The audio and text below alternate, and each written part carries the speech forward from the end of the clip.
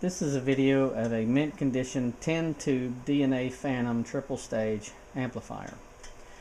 This amplifier was manufactured in the 1970s and early 1980s. This particular one is absolutely mint condition.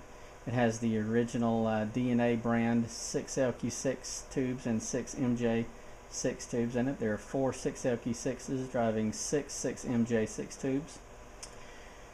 And it puts out about 425 watts with 4 watts in. There was an earlier version of this amp that was a 12 tube. It was generally gray in color. And interesting enough, the 12 tube Phantom, which was 4 driving 8, did not put out as much as the 10 tube. Now the reason for that had to do with the capacitance. Each tube has a certain amount of capacitance inside the tube.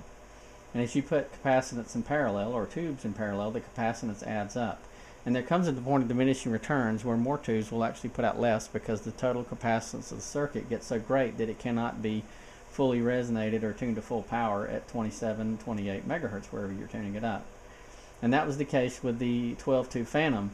The 8 6 LQ6s in parallel had so much internal capacitance that it would only tune up to about 375 watts with, say, 4 watts in, whereas the 10 tube Phantom with 6 LQ6s in the final would do about 425, and actually it'll go over 500, but it tends to muffle up after 425. On a related note, there was an amp called the 12 tube Elkin, and the Elkin designer kind of postponed the inevitable by doing something interesting. He took the 12 tubes and divided them into 2 groups of 6. He had one group of 6 tubes on the left and another group of 6 tubes on the right, and then he put those tubes in series to what's called a push-pull circuit. When you put capacitors in series, the total capacitance divides. So by putting the 2 groups of 6 in series with each other through the push-pull circuit, he was able to postpone the inevitable and squeeze out a few more tubes. I'll go ahead and fire this up. We'll put it on high. I've got 4 watts going in out of a stock Uniden Pro 510X LCB. And as you can see, that meter's on the 500 watt scale, and I'm over there about the 400 watt mark. On sideband it maxes out about 800.